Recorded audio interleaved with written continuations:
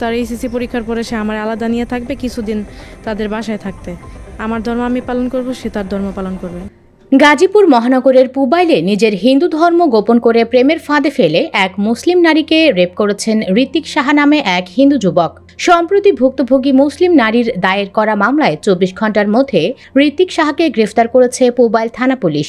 গ্রেফতার ঋত্বিক সাহা পুবাইল থানার 41 নম্বর ওয়ার্ডের সাতানিপাড়া এলাকার রাজু সাহার ছেলে। স্থানীয়রা জানান, বিবাহের রেজিস্ট্রেশন ব্যতীত কৌশলে নোটারি পাবলিকের মাধ্যমে হিন্দু ধর্মে রূপান্তরিত করে বিবাহ করেন ভিকটিম নারীকে।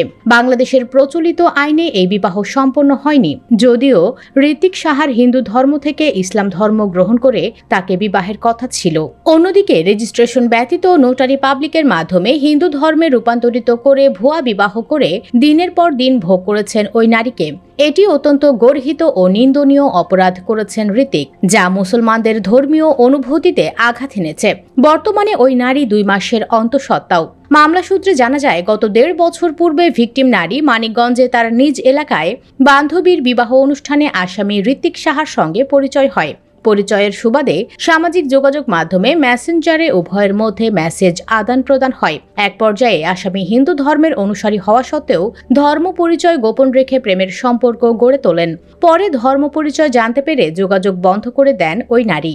25শে ডিসেম্বর 2024 সালের ধর্মান্তরিত হয়ে বিয়ের প্রতিশ্রুতিতে মানিকগঞ্জ থেকে গাজীপুরের পুবাইলে তার নিজ বাসায় এনে একাধিকবার জোরপূর্বক নষ্ট করেন ঋত্বিক। ভিকটিম পুনরায় নিজ বাড়িতে চলে আসলে গত ফেব্রুয়ারিতে আবারও সেই ইসলাম ধর্ম গ্রহণ করে বিয়ের আশ্বাস দিয়ে পুবাইলে নিয়ে আসেন। কিন্তু ঋত্বিক নিজে মুসলমান না হয়ে ওই নারীকে প্রতারণার মাধ্যমে রোটারি পাবলিকের মাধ্যমে হিন্দু ধর্মে রূপান্তরিত করে বিয়ে করেন।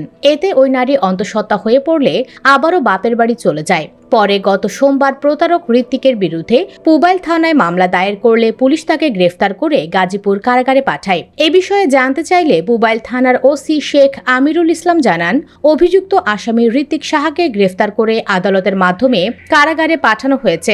অনেকেই ওই কুলাঙ্গার হিন্দু যুবকের ফাঁসির দাবিও তুলেছেন। দর্শক, আপনিও কি চান ওই রেপিস্টের যেন ফাঁসি হয়? কমেন্ট বক্সে জানিয়ে দিন আপনার মতামত। পরবর্তী ভিডিও আপডেটের জন্য চ্যানেলটি সাবস্ক্রাইব করে রাখুন। ধন্যবাদ।